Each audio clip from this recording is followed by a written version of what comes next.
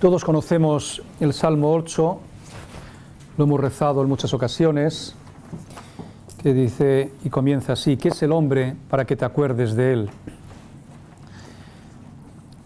Con este título he querido hablar fundamentalmente de lo que, desde el punto de vista de la antropología teológica, decimos acerca de ese ser humano. Sin embargo, para algunos autores, el evolucionismo es presentado con el atractivo de una gran cosmovisión que es capaz de explicar distintos fenómenos naturales y humanos. Pero este evolucionismo naturalista, como una cosmovisión totalizadora, que pretende dar respuesta a las preguntas fundamentales de la vida humana, es más un sistema metafísico, aunque no lo quieran reconocer, que una conclusión científica en cuanto tal. Este intento de reducir lo humano a lo puramente biológico, que está muy extendido, uno de los grandes promotores es el biólogo Wilson, en su sociobiología, afirma que tanto la ética como la religión acabarán siendo explicadas y reemplazadas por el conocimiento biológico. Supone tal reduccionismo que toda disciplina del saber humano es convertida en mera rama de la biología. La crítica que hay que hacer a esta forma de proceder es que en el caso de la religión, en vez de ser una respuesta a una realidad trascendente, es explicada desde fuera de ella misma, con el uso de una razón que, creyendo conocer de antemano la verdad que está detrás de la experiencia religiosa, lo que hace es reducirla a una pura realidad natural. En este sentido, ya decía Mircea Eliade, el gran historiador de las religiones, que lo religioso, más que una etapa de la historia humana, como decía el gran positivista Comte, forma parte de la estructura de la persona, es decir, que todo ser humano que viene a este mundo potencialmente es religioso. De forma que ante la centralidad ocupada por el sujeto en el conjunto del hecho religioso, y dada la permanencia y vigencia de este fenómeno religioso a lo largo de la historia, nos tenemos que preguntar inevitablemente si el hecho de que el hombre haya sido hombre religioso a lo largo de toda la historia se deberá a que es constitutivamente religioso. Desde el punto de vista de la fenomenología de la religión se nos presenta como un hecho que es específicamente humano, que tiene su origen en el reconocimiento por el hombre de una realidad suprema que denominamos el misterio, Dios, la cual, dicha realidad, confiere sentido a la propia existencia, al conjunto de la realidad y al curso de la historia. Es verdad que uno de los desafíos con los que hemos de enfrentarnos es el positivismo científico. Pero si bien el lenguaje científico goza de privilegio en nuestra sociedad por los éxitos que proporciona a la sociedad, es del todo injusto condenar al silencio a otros lenguajes, pues también estos otros lenguajes poseen racionalidad, de forma que la racionalidad científica no es toda la racionalidad, porque hay otras maneras de dar razón del logos universal. Esto no quita para que el discurso científico pueda evaluar el propio de la fe, pero lo que la teología en cuanto discurso racional de la fe no puede constituir o no puede consentir es plegarse a la medida que aquel lenguaje, el científico, le impone, y olvidar que la teología tiene su propio logos, su propia razón, y que es irreductible a cualquier otra razón. La reflexión cristiana actual se refiere al hombre en estos términos. ¿Qué es el hombre?, dice Gaudium et Spes. Muchas opiniones ha dado y da el hombre sobre sí mismo, diferentes y contradictorias, en las que a menudo se exalta a sí mismo como regla absoluta o se hunde hasta la desesperación. De ahí sus dudas y ansiedades. La Iglesia, sintiendo profundamente estas dificultades, instruida por Dios que revela, puede ofrecerle una respuesta en la que se describa la verdadera condición del ser humano, explique sus debilidades y al mismo tiempo pueda conocer rectamente su dignidad y su vocación. Hasta ahí la Gaudium et Spes. La fe cristiana ha tomado de la Escritura la definición del hombre como imagen de Dios. Esta definición es fundamental, que tendremos que explicarla. El hombre es imagen de Dios. hace de ella una categoría central en la lectura de lo humano. Si durante siglos esta definición fue un punto de referencia común al que remitían las diversas respuestas y contribuyó decisivamente a la configuración de una lectura humana de la realidad, hoy esta unanimidad está rota, hemos de reconocerlo. Si queremos recomponer esa imagen, hay que responder a estas tres preguntas en las que se juega la suerte de toda antropología, esto es, un logos racional acerca de lo humano. La primera, ¿qué es el hombre? Segunda, ¿quién es el hombre? Y tercera, ¿cómo es el hombre? Repito, la primera, ¿qué es el hombre? La segunda, ¿quién es el hombre? Y la tercera, ¿cómo es este hombre? A ellas responde la antropología teológica, de la que hemos hablado anteriormente, en estos términos, que pasaremos nosotros a describir más ampliamente. El primero, ¿qué es el hombre? Respuesta, el hombre es uno en cuerpo y alma. A la segunda, ¿quién es el hombre? La respuesta es, el hombre es persona. Y a la tercera, ¿cómo es el hombre? La respuesta es, el hombre es libre. Pasamos a hablar de cada una de ellas. El hombre es uno en cuerpo y alma. Este enunciado presenta tres afirmaciones. Primera, el hombre es cuerpo. Segunda, el hombre es alma. Tercera, el hombre es uno en cuerpo y alma. No al dualismo. Decir que el hombre es cuerpo, afirmar que es constitutivamente mundano, el mundo es su casa, no su cárcel, como decía Platón, y temporal, esto es, está obligado a realizarse históricamente. Eso es lo que significa que el hombre es cuerpo. Afirmar que es mundano, tiene un espacio que habitar, su propio mundo, y tiene también un tiempo en el que desarrollar su propia condición creatural. Ninguna antropología niega hoy estos datos. Ninguna considera el cuerpo con la hostilidad solapada o declarada que fue tan frecuente en otras épocas. Desde el punto de vista teológico, por tanto, el cuerpo no es problema hoy porque se le ignore o minusvalore. Lo es más bien por todo lo contrario. A diferencia de otras épocas en las que se mostraba hostilidad hasta hacia el cuerpo, bien que se la castigaba con las disciplinas, hoy el problema desde el punto de vista teológico es el contrario. Asistimos a una resacralización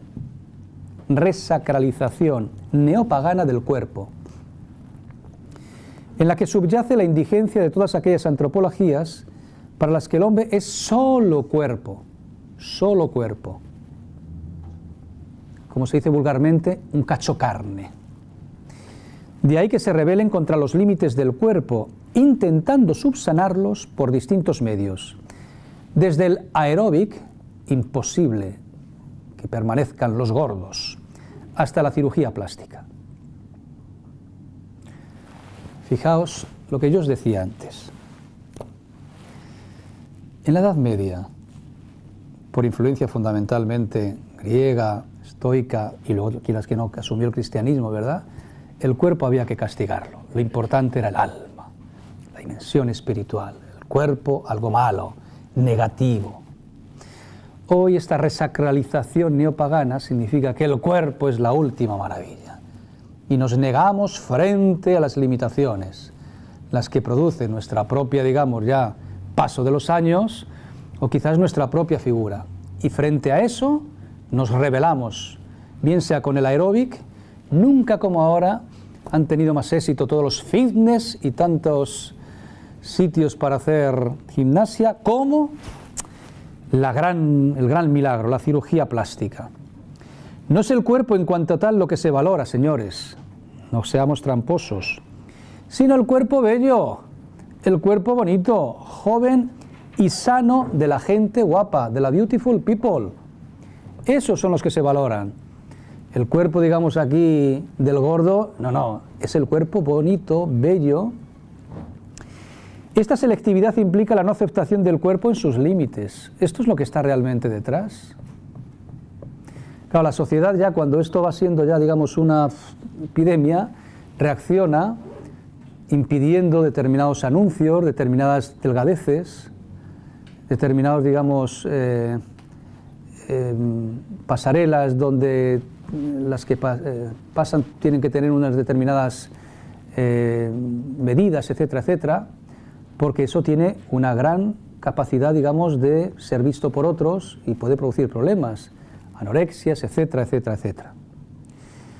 Por lo tanto, detrás de esto lo que hay en última instancia es la no aceptación del cuerpo, de los límites. Se le finge ilimitadamente joven, siempre sano. ¿Cuántos anuncios? Llevamos años, ¿verdad? Qué bien estar joven y todo tiene que ser joven. Cualquier anuncio te saca, digamos, el chico joven, la chica guapa, etcétera. Los gordos, repito, y los mal hechos no tienen derecho a existir. Parece, digamos, que están subliminarmente dando realmente esos mensajes. Lo que late en el fondo de estas campañas de rehabilitación del cuerpo es una reducción del hombre a solo cuerpo. Y por tanto la confianza solo en los progresos de la cirugía plástica cuando se interroga acerca del futuro que le aguarda. Pues nada, por más cirugía, por más botox y por más cambios, que al final te mueres, colega. Hay que decirlo así de claro. Y que no, que cuando uno tiene 80 o 90 años, o buscas la belleza en otro sitio, o el cuerpo no puedes permitir ya. Da de sí lo que da de sí. Y algunos de tanto estiramiento ya no saben reír. Hola, pues están estiradísimos ya. Desde el punto de vista cristiano no se entiende qué sentido puede tener rehabilitar algo que no lo olvidemos, creyentes. Está habilitado de antemano para la resurrección gloriosa. Si vamos a resucitar, estamos habilitados para esa resurrección que llegará por gracia de Dios. Por lo tanto, ¿qué vas a rehabilitar? Un cuerpo que está llamado, digamos, a pasar por la muerte para la resurrección. Pero se pone realmente ahí de manifiesto los límites de esa comprensión. El ser humano se le reduce únicamente a cuerpo. Y no a cualquier cuerpo, al cuerpo bonito, al cuerpo realmente, pues eso, que ha pasado por los buenos gimnasios y por la alimentación ultra guay. Frente a las interpretaciones del hombre como cuerpo en sentido exclusivo, la antropología cristiana completa esta afirmación con esta otra. El hombre es alma. Y si olvidamos esto, nos vamos. Esta es fundamental también. Decir que el hombre es alma es afirmar la absoluta singularidad y originalidad del ser humano y su constitutiva apertura a Dios. No equivoquemos el término alma tal como se concibe dentro de la fe cristiana al término alma como se concibe en el mundo griego, en el mundo sobre todo platónico. Ese alma significa nuestra apertura a Dios. Diciendo que el hombre es alma se quiere decir que el hombre vale más que cualquier otra realidad mundana. Por lo tanto, hacemos una afirmación axiológica. Yo lo siento por los animalistas. Me gustan los animales, el perro está fenomenal, maravilloso y estas cosas, pero en fin, no somos igual que el perro. Lo siento.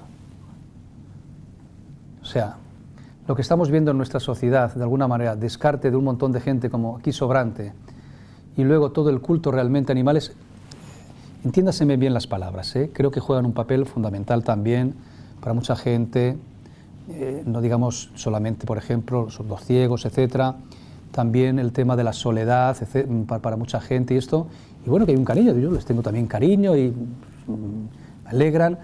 Creo que hemos ganado en intensidad y en experiencia, es decir, las barbaridades que se han hecho con animales, bien, todo eso, todo lo que sea, digamos. Ahora, si lo que se busca realmente detrás de eso, como busca por lo menos la ideología, digamos, animalista, es decir que el hombre es igual, digamos, que cualquier otro animal, pues lo siento, disentimos de eso,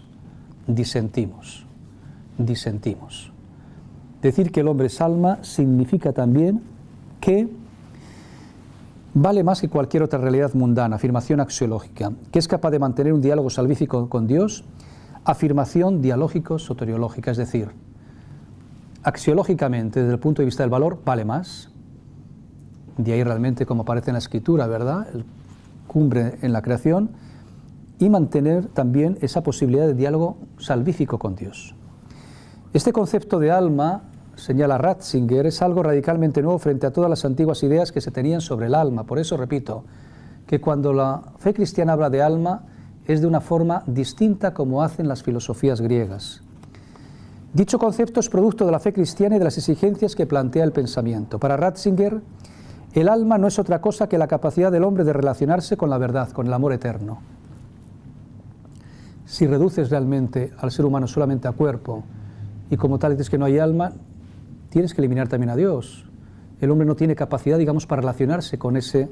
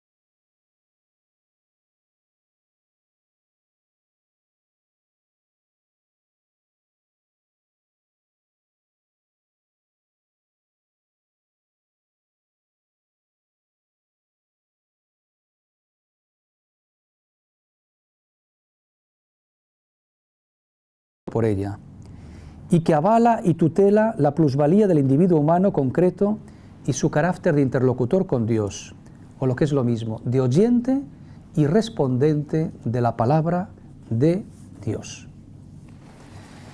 El Catecismo de la Iglesia Católica dice: a menudo el término alma designa en la Sagrada Escritura la vida humana o toda persona humana. Podemos decir de un ser humano, eres cuerpo, y cuando hablo de cuerpo hablo de toda la realidad, también alma. O puedo decir, estas almas benditas, no me estoy refiriendo realmente a la dimensión solamente espiritual, sino a todo el ser humano, que es también cuerpo. Por eso, ambas realidades hay que mantenerlas. Y ahora veremos íntimamente, digamos, o sea, en una unidad que evita como tal la propia dualidad. Pero designa también lo que hay de más íntimo en el hombre y de más valor en él, aquello por lo que es particularmente imagen de Dios. Alma significa el principio espiritual en el hombre, aquello que nos capacita para poder escuchar y relacionarlos con Dios. Términos del Catecismo de la Iglesia Católica. Benedicto XVI, en un discurso que dirigió al Consejo Pontificio Corunum, decía estas palabras que iluminan y me parece que son preciosas. En la perspectiva de un hombre privado de su alma y por tanto de una relación personal con el Creador, lo que es técnicamente posible se convierte en moralmente lícito. Todo experimento resulta aceptable, toda política demográfica consentida y toda manipulación legitimada. La insidia más temible de esta corriente de pensamiento es, de hecho, la absolutización del hombre. El hombre quiere ser absolutus, que significa en latín libre de todo vínculo y de toda constitución natural. Y por creación nosotros no podemos quitarnos el que dependemos del Creador. Señores, no nos hemos hecho a nosotros mismos. Nos han traído. Yo no sé vosotros, pero a mí no me pidieron permiso. Nos han traído. ¿O es que alguien pidió venir aquí? ¿O es que alguien llamó por teléfono? En un momento dado te has dado cuenta que dices, existo. O sea, nos han traído. No tenemos el origen del ser en nosotros mismos. Esto es lo que significa creación. Pretender ser independiente y piensa que solo en la afirmación de sí está su felicidad. Se trata de una negación radical de la creaturalidad y la filialidad del hombre que acaba en una soledad dramática. Nietzsche lo supo ver muy bien. El final de Dios acaba con el final del hombre. La Iglesia siempre está comprometida en promover al hombre según el designio de Dios, en su dignidad integral, en el respeto de su doble dimensión vertical y horizontal. El ser humano no es ni individuo independiente ni elemento anónimo en la colectividad. es persona singular e irrepetible, intrínsecamente ordenada a la relación y la socialización. En estas palabras de Ratzinger, de Benedicto XVI, está, digamos, el meollo de lo que es la comprensión del ser humano desde la fe, el meollo de la antropología teológica. Por último, el hombre que es cuerpo y que es alma, sin ser cuerpo y alma dos realidades que en un momento dado se unen, es también y sobre todo uno en cuerpo y alma. Pero frente a una comprensión dicotómica o dualista del ser humano, según la cual este sería dos cosas unidas, cuerpo más alma, la antropología bíblica lo contempla como unidad psicosomática. El hombre entero es indistintamente cuerpo animado o alma encarnada. Pero tú no puedes separar el cuerpo del alma. Aquí el cuerpo y aquí el alma, y aquí el hombre. No. Cuerpo animado, alma encarnada. Podemos decir con la Biblia que el hombre es alma, el hombre es cuerpo, a condición de que cuando decimos alma entendamos por ella no un espíritu puro, sino un coprincipio de la realidad humana, cuya razón de ser es la encarnación, y que cuando decimos cuerpo lo estamos pensando como una porción de materia animada, espiritualizada. Por eso esa expresión que a veces se utiliza mucho ahora con todo este tema, la violencia de género, todas estas, desgraciadamente, ¿verdad?, violaciones, atentados fundamentalmente a la mujer, ¿verdad?, es ver a la, cuando dicen, es una expresión que ahora se utiliza mucho, ¿verdad?, me veían o me miraban como si fuera un cacho carne. No, el ser humano no es carne, en ese sentido, ¿verdad? Eres cuerpo animado. O sea, hay alma en todo tu cuerpo. Y el alma no existe al margen de ese cuerpo propiamente. Es la dimensión de la corporalidad la que me permite relacionarme con los demás, la que me permite tener ese contacto en el mundo. Pero esa corporalidad, toda ella está transida de alma, de ese principio, es decir, de esa realidad que me permite a mí, de alguna manera, relacionarme con Dios y estar llamado a algo más allá que un mero objeto para ser usado o para ser vilipendiado. Al ser el hombre creado por Dios, todo él será salvado en su integridad corpóreo espiritual. La resurrección es, Señor, no es el alma el que resucita, falso, eso es puro platonismo, es todo el ser humano. Claro, luego el personal aquí se vuelve medio loco, sobre todo ahora con tanta cremación, ¿verdad? Dice, pero bueno, ¿y cómo se va a distinguir aquí si todo es polvo? Bueno, esa manía que tiene la gente con las cremaciones, que la Iglesia lo permite siempre y cuando se siga también un poco el criterio que tiene la Iglesia. Primero, ¿cree usted en la resurrección? Y si no, no juguemos con esto. Y luego aquí, tirarlas, no, aquí en el arbolito, en el mar, no sé qué.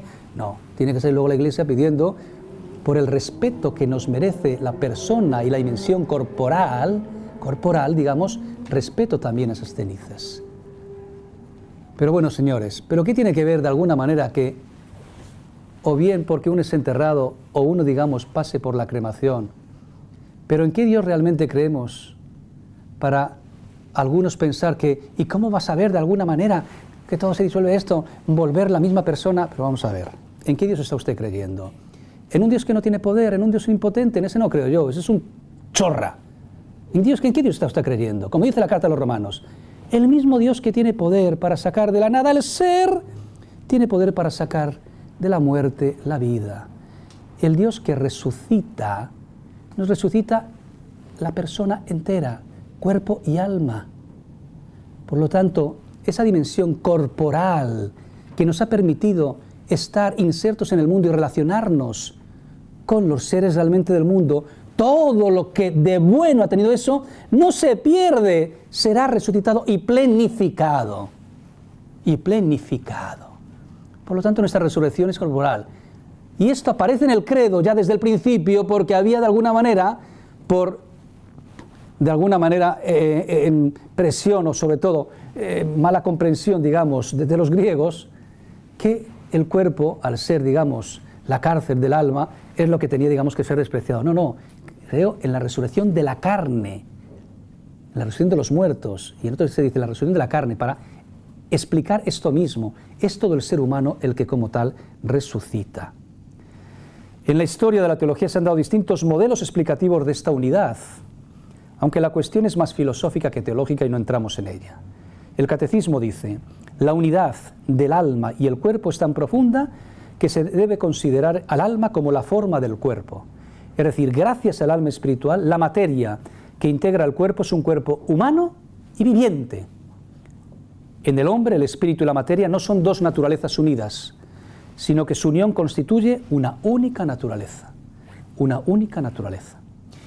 En síntesis, amigos, alma y cuerpo, psique y organismo no denotan entidades distintas y completas que preexisten antes de la unión y que solo en un segundo momento se adosan la una a la otra para formar al hombre. No, pues toda la psique es orgánica y todo el organismo es psíquico.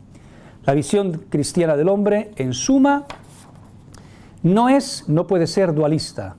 Tiene que oponerse a todo intento de esclarecer la condición humana en términos de dos realidades mutuamente extrañas o simplemente yuxtapuestas. Y ello no solamente por razones antropológicas, sino también por razones cristológicas, pues es imposible sostener la relevancia salvífica de la muerte y resurrección de Cristo, eventos corporales donde los haya, si el cuerpo no pertenece a la verdad del hombre, Jesús, o es un mero accidente de su realidad humana. Es verdad que en la historia se nos ha colado de rondón el desprecio al cuerpo, y hay una cierta literatura espiritual durante unos determinados momentos en los que hay como un gran desprecio al cuerpo. Esa no es realmente la doctrina tradicional de la Iglesia y desde luego como tal la que mantenemos propiamente. El cuerpo es necesario, es válido, ese cuerpo, digamos, está transido todo del alma y por lo tanto es la persona entera, cuerpo y alma, lo que de alguna manera está llamado a esa salvación, a esa plenitud. En la actualidad, esta imagen bíblica de la persona como unidad psicosomática parece estar respaldada también por datos de la ciencia. La concepción de la persona como unidad multiestratificada, que es el organismo biológico y a la vez yo responsable, resulta compatible con el enfoque de la ciencia, pero también con el de la teología. Adoptar una visión holística completa del ser personal, distinguiendo en él una jerarquía de niveles, nos permite eludir los cantos de sirena del dualismo por un lado, pero también del materialismo y del monismo por otro. Tercero, el hombre es persona. Con esta afirmación la fe cristiana responde a la pregunta sobre ¿quién es el hombre? Persona. No es algo, es alguien. No es naturaleza, es persona. Sobre el origen de este término, ya Ratzinger escribió hace unos años lo siguiente: el concepto de persona y la idea que hay tras él son producto de la teología cristiana. Dicho de otro modo, no creció hasta que el pensamiento humano no se hubo de enfrentar con los datos de la fe cristiana. Solo entonces entró este concepto en el camino de la historia. Más concretamente, el concepto de persona surgió de dos preguntas que desde un principio apremiaron al pensamiento cristiano como cuestión central. La pregunta ¿qué es Dios? El Dios que nos sale al encuentro de la Biblia, y la pregunta ¿quién es Cristo? Para resolver estas dos cuestiones que surgieron inmediatamente con la reflexión sobre la fe, esta reflexión se sirvió de la palabra prosopon, en griego persona, hasta entonces carente de relevancia filosófica e incluso poco usada. Le dio un nuevo sentido y abrió una nueva dimensión al pensamiento humano.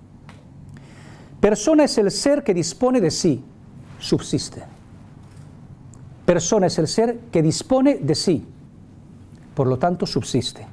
Para hacerse disponible, es decir, para relacionarse. Dos propiedades, subsistencia y relación. Persona es el ser que subsiste, tiene capacidad para disponer de sí, pero ¿para qué? Para relacionarse con otros, para hacerse disponible. Si bien solo puede hacerse disponible, relacionarse si dispone de sí, es decir, si hay subsistencia, esto significa que la subsistencia y la relación, lejos de excluirse, se implican, pues una subsistencia sin relación conduce primero al solipsismo, propio de Descartes, y después a la negación de la subjetividad concreta, como hicieron ver Hume, el idealismo y el marxismo. Pero una relación que no tenga subsistencia, como han mantenido algunos, termina revelándose insostenible al faltarle el núcleo generador de la relación misma y el centro al que referir dicha relación. El hombre es un ser personal en tanto que es un ser relacional. La relación a Dios es primera y fundamenta la relación al mundo, y la relación al tú, superioridad e igualdad. Se subraya con énfasis el valor irreductible de la persona que prima jerárquicamente sobre cualquier otro valor, que no se confunde con la naturaleza ni se disuelve en el anonimato colectivo de la especie, y que es merecedora del mismo honor debido a Dios. Todo lo cual se confirma con el hecho Cristo, en vista del cual ha sido creado Adán, a título de boceto o esbozo preparatorio. Es decir, primero no fue la creación de Adán y luego Cristo, no. Cristo es, cuanto Hijo eterno del Padre, el modelo en el que es creado el primer Adán. ¿De acuerdo? Frente a los ataques contemporáneos al carácter personal del hombre, propios de filosofías como el estructuralismo, la cibernética, el pensamiento débil, Ruiz de la Peña afirma que la aceptación o el rechazo de la idea de persona tiene también una repercusión en el orden ético-social, pues la reducción de lo humano a lo maquinal o lo animal, la fe cristiana ha de oponerse categóricamente. Si Dios es el tú del hombre, el fondo último de lo humano es la apertura constitutiva, inexorable a Dios. Cuando Dios crea a Adán, no crea una naturaleza entre otras, sino a un tú, que tiene capacidad para escuchar una palabra y responder. Y lo crea llamándolo por su nombre, poniéndolo entre sí como sujeto interlocutor de un diálogo interpersonal. Crea en suma no un objeto de su voluntad, sino un ser capaz de responder. Crea una persona. Cuando Dios crea a Adán, no crea una naturaleza entre otras, ni una cosa entre otras, sino a un tú. Y lo crea llamándolo por su nombre, poniéndolo ante sí como ser responsable, que significa capacidad para dar una respuesta. Crea en suma no un mero objeto de su voluntad, sino una persona. Este concepto es pues irrenunciable para la antropología cristiana, pues al margen de él solo la proclamación de la muerte del hombre, consecuencia por lo demás de la proclamación de la muerte de Dios, es al final el resultado. Si Dios ha muerto, la imagen de Dios, que es el hombre, se queda sin referente y sin respaldo, y puede entonces procederse pacíficamente a su demolición. Si Dios ha muerto, su imagen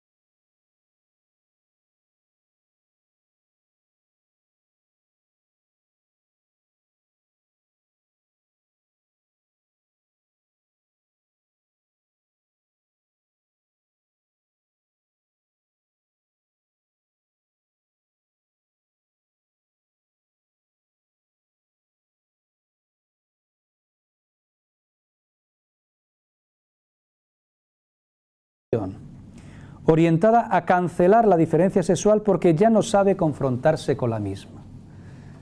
Esto es interesante. Cuando no sé qué hacer con una cosa, en vez de afrontarla, la elimino. Dice el Papa, ¿no habrá aquí una frustración que cuando no sabe uno afrontar esta diferencia acaba eliminándola? Sí, dice él, corremos el riesgo de dar un paso hacia atrás. La remoción de la diferencia, es decir, quitar la diferencia, es el problema, no la solución. Para resolver sus problemas de relación, el hombre y la mujer deben, en cambio, hablar más entre ellos, escucharse más, conocerse más, quererse más. Lo que para algunos es la solución, otros seguimos viendo, no, este es el problema que hay que afrontar. Usted no resuelve nada, usted sencillamente se lo ha quitado del medio. Y por último, el hombre es libertad. ¿Cómo es el hombre? Libre. Dice el Vaticano II que la verdadera libertad es signo eminente de la imagen divina en el hombre. Esa libertad le asemeja también a Dios. De esta forma, el Concilio pone de manifiesto la estrecha conexión que existe entre las nociones de persona y libertad. Se implican mutuamente. El ser personal es un ser libre y viceversa. Tradicionalmente, la libertad ha solido ser entendida como facultad electiva. Esto es importante, lo que voy a señalar ahora, porque normalmente de nuestra sociedad esto es lo que se lleva. ¿Qué es para ti libertad? Hacer lo que me da la gana. Bueno, entender la libertad como capacidad de elección, eso es una forma, digamos, de libertad, pero no es realmente el núcleo de toda la libertad.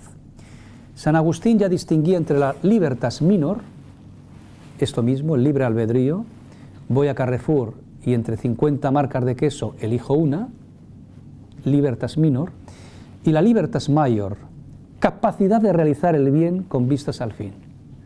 Oye, ya que eliges, elige de tal forma que en la elección seas más tú y no menos tú. Es decir, elige bien, tonto, elige bien. Pongo un ejemplo. Y tomaba una persona no creyente, según afirma él mismo. El libro de Fernando Savater, Ética para Amador, libro que fue puesto de manera obligatoria en la secundaria para las clases de ética, tiene un capítulo que se llama así: haz lo que quieras. Que es sinónimo un poco de decir, hago lo que me da la gana. Y para explicar este haz lo que quieras, él pone el ejemplo de Esaú y Jacob. Como buenos creyentes que sois, conocéis bien la historia. Esaú era el primogénito y le correspondía todo, y Jacob, ya se sabe, nada. Esaú va un día a cazar, no se come un colín, vuelve enfadado, se encuentra a su hermano que ha hecho un buen guiso y tiene un hambre tal que le dice, dámelo. El otro, que se le ve negociante, dice, ¿qué me das a cambio? La primogenitura. Le dio la primogenitura, se tomó, digamos, un buen plato de guiso. Aquí termina propiamente la historia y viene ya la reflexión de Savater. ¿Qué es lo que realmente quería Esaú? Cuando tú dices, hago lo que quiero, ¿qué es lo que realmente quieres? ¿Tu querer se identifica con el deseo primero? Porque menudo negocio ha hecho el amigo Esaú, ¿eh? Este no le podemos contratar aquí de economista porque nos lleva a la ruina. Has vendido todo a cambio de ¿qué? De nada. Porque después de 3 horas tuvo hambre, pero ya no tenía la primogenitura. Otro ejemplo. El fin de semana hay marcha para el joven, pero el lunes tiene examen. ¿Qué es lo que realmente quieres? ¿Tu querer se identifica con el deseo primero? Marcha, es lo que me pide el cuerpo. Pero realmente tu querer no es aprobar propiamente el examen, que eso te llevará de alguna manera más adelante. Por lo tanto, si confundimos libertad solamente con esta libertad minor, la capacidad para elegir, te quedas muy corto. Elige de manera que en tu elección elijas lo mejor para ti. Elijas realmente que tu persona salga adelante. Santo Tomás señalaba que si bien no hay libertad sin libre albedrío, es decir, si no tengo capacidad para elegir, apague, vámonos. Aquella, la libertad, es más que el libre albedrío. El poder elegir es para poder autorrealizarse. Y si yo en mi elección al final resulta que he hecho un pan con tortas, pues ya me contarás qué he conseguido. Hay que ir pues a un concepto más amplio de libertad consistente en la aptitud que posee la persona para disponer de sí en orden a su realización. Una libertad en orden a la verdad. Una libertad en orden al bien de la persona. La libertad no quiere decir que puedo hacer lo que quiera. Por poder lo puedes hacer, pero asume las consecuencias. Estado de marcha el fin de semana, muy bien, querrás ahora probarlo, llevas claro. En el sentido pleno de la palabra significa más bien que debo llegar a ser lo que soy.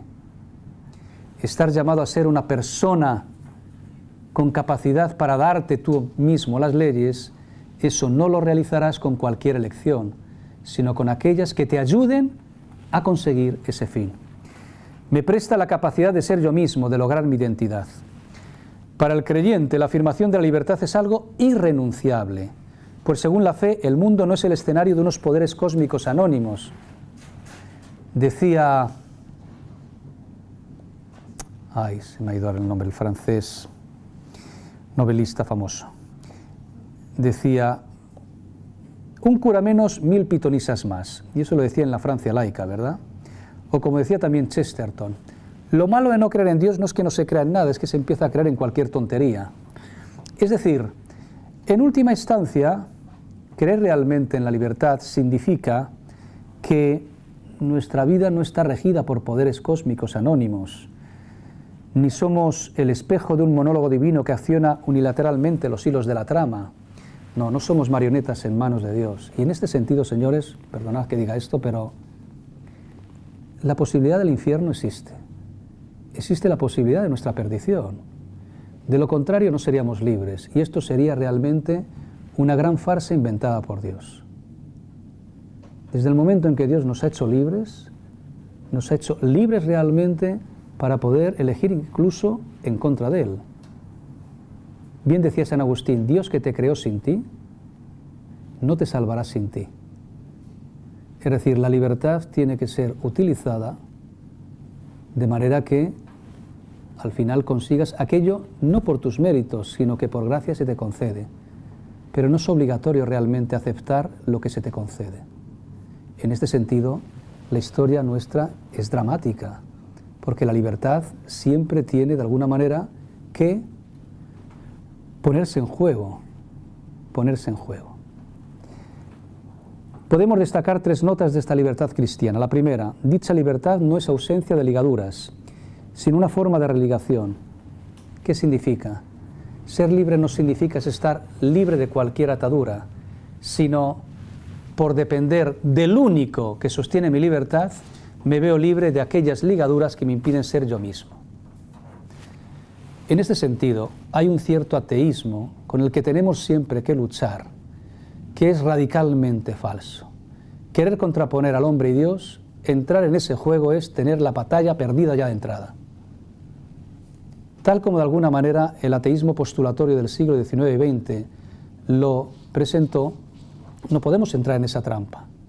Es lo que hace la serpiente en el 3er capítulo del Génesis. ¿Por qué no podéis comer de ese árbol? Nos ha dicho que entonces moriremos. No, es falso. Dios os tiene envidia. Es decir, presentar siempre a Dios como enemigo del hombre es el mejor, digamos, camino para acabar al final negándole. No es Dios o el hombre, como dice el ateísmo, sino Dios y el hombre. Cuanto más Dios, más hombre, y cuanto más hombre, más necesidad de Dios. Solamente dependiendo de Dios, estoy libre de cualquier otro, de las realidades del mundo que se me presentan como divinas. Esta es la cuestión. Por lo tanto, libertad no es ausencia de ligaduras, sino una religación distinta, la que me une a Dios, que me permite librarme de cualquier otra ligadura. Segunda, que la libertad humana alcanza su más alta realización en la filiación adoptiva. Si estamos llamados a ser imagen de Dios, que es por antonomasia la imagen de Dios, es en esta filiación donde la libertad alcanza su mayor liberación. Y tercero, que la libertad cristianamente entendida se ejerce en el amor servicial. Frente a aquellos que consideran que afirmarse de forma ególatra es la mejor propuesta que podemos plantear, el cristiano atiende al consejo de Pablo. Vosotros, hermanos, habéis sido llamados a la libertad, servíos unos a otros por amor. Es decir, no hagáis uso de la libertad para satisfacer vuestros bajos instintos, que no tienen que ver solamente con la sexualidad, sino con todo aquello que en última instancia me hace encerrarme en mí mismo, sino para ponerme al servicio de los demás. Ser libre es disponer de sí para hacerse disponible. De ahí que la única mostración apodíctica de la libertad sea la que hace Jesús, tal como la describe en el 4 Evangelio. Yo entrego mi vida para poder recuperarla, nadie me la quita, sino que yo la entrego libremente. La verdad os hará libres, que significa que solo cuando esa libertad está ligada a una verdad absoluta, en este caso Dios, me permite, digamos, orientarle, que es muy distinto de lo que dijo el ínclito presidente, de cuyo nombre mejor no decirlo, cuando dijo la libertad os hará verdaderos. Eso es una chorrada, es no haber entendido nada. Decir que la libertad verdadera es tanto como decir que cualquier acto libre, por el hecho de ser libre, es verdadero. También el maltratador, que libremente maltrata, su acto es verdadero por el hecho de realizarlo. Hombre, por favor. Decir la verdad os hará libres es tanto como decir la libertad, en cuanto realidad, digamos, creada, solo de alguna manera, dependiendo de esa verdad, es capaz de orientarse hacia el bien, de alguna manera, al que está llamado el ser humano. Tengo que ir terminando para señalar. La antropología cristiana quiere responder de forma propia a la pregunta por la identidad del hombre. Debe de ser capaz de integrar en su reflexión con generosidad y discernimiento crítico el discurso contemporáneo sobre la condición humana. Pero debe recordar, a toda razón, que la pregunta que el hombre se hace, ¿quién soy yo?, solo se plantea de forma adecuada cuando se recoge la pregunta que Dios le dirige, ¿dónde está tu hermano? Y ambas cosas, pregunta y respuesta, están formuladas con sobriedad insuperable en este texto del salmista, que es el hombre para que Dios se acuerde de él. Es decir, el hombre es el ser de quien Dios se acuerda, la realidad imborrablemente anclada en la memoria divina. Por tanto, es tarea de la antropología cristiana proclamar que no puede haber memoria de Dios sin memoria del hombre y que nadie puede acordarse de sí mismo sin recordar a su hermano. Señalar, paso, digamos, punto quinto, directamente al punto 6, principios fundamentales de la propuesta social cristiana, que están recogidos en el compendio de la doctrina social de la Iglesia una vez que hemos hablado de esta categoría, digamos, de persona, tal como aparece propiamente en la antropología teológica. Bueno, pues hablar de estos principios son indicaciones que, mientras que por una parte se inspiran en el Evangelio, son plenamente conformes con la recta razón y abiertas a la contribución e integración por parte de los hombres de buena voluntad.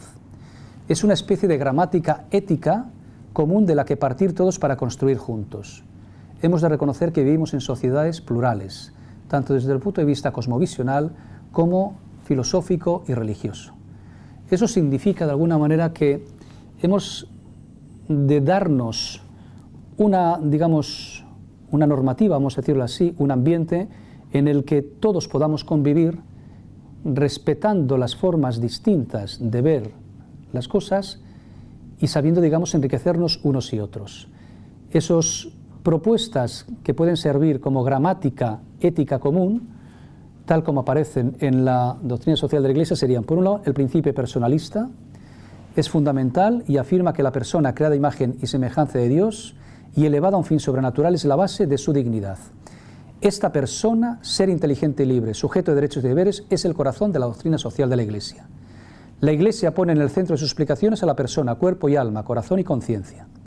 Reconocer este primado significa aceptar de forma teórica y práctica que la persona humana, con su dignidad trascendente, es decir, abierta a esa realidad última que llamamos Dios, es el autor, el centro y el fin de toda la vida económica social.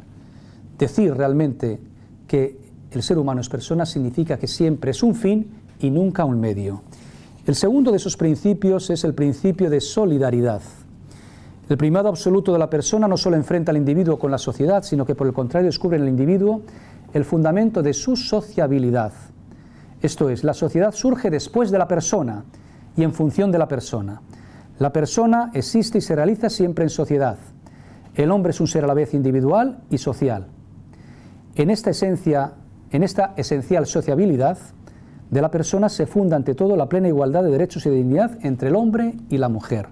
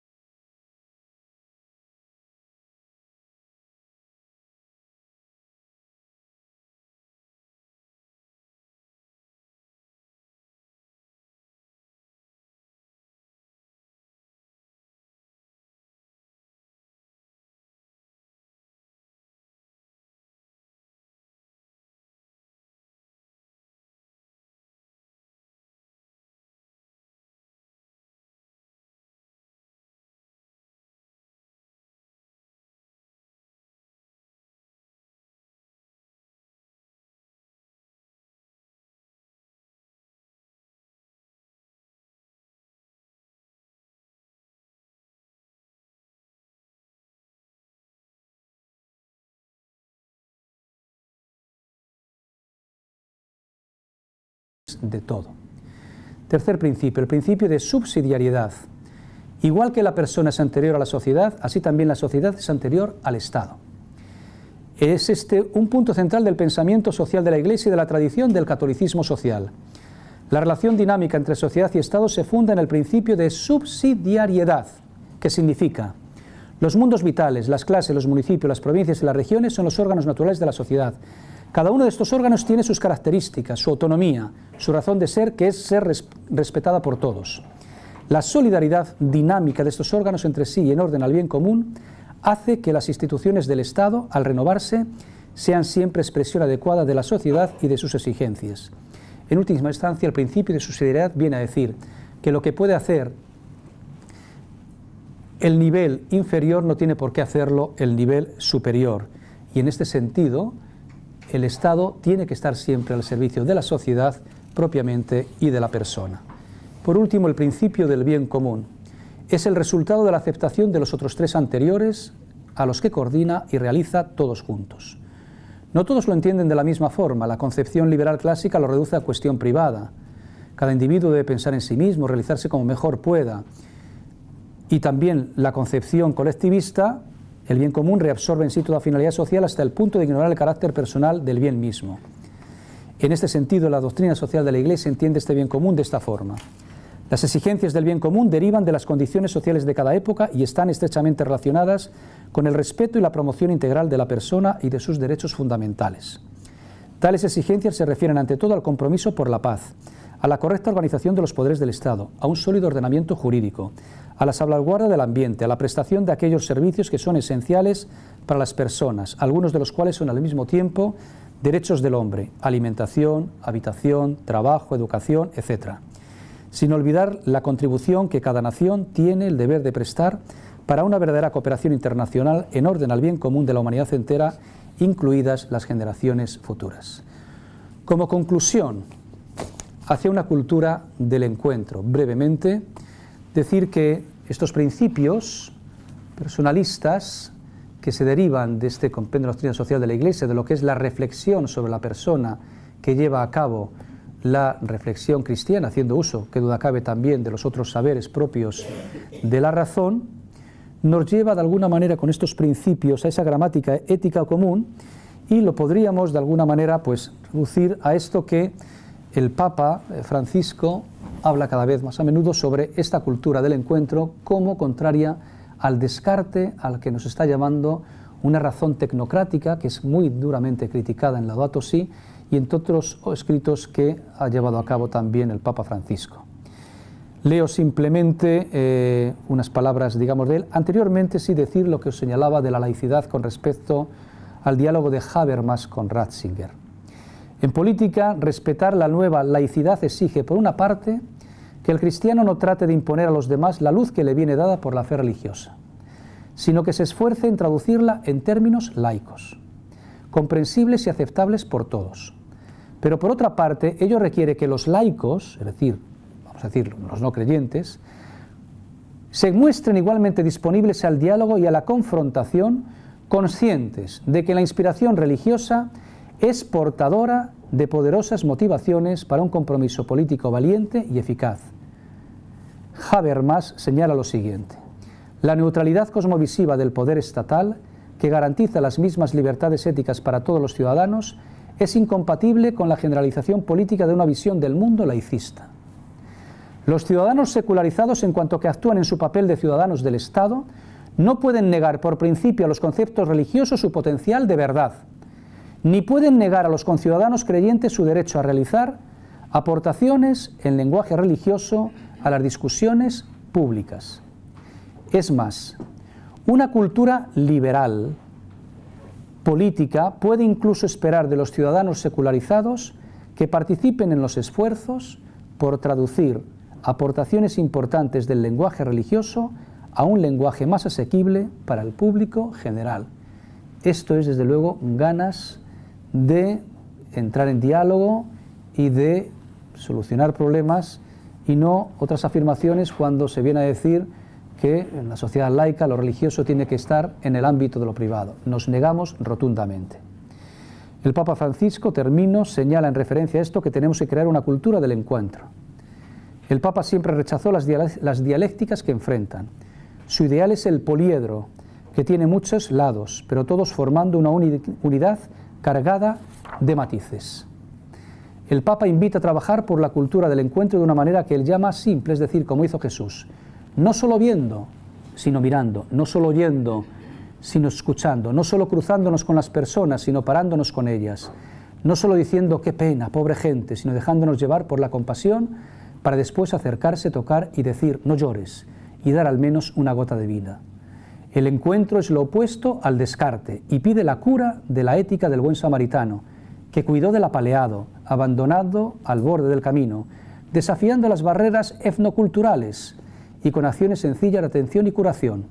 Ahí encontramos el significado profundo de la inclusión como una expresión de la cultura del encuentro. Hasta aquí, queridos amigos, y ahora os toca a vosotros. Gracias. Muchas gracias.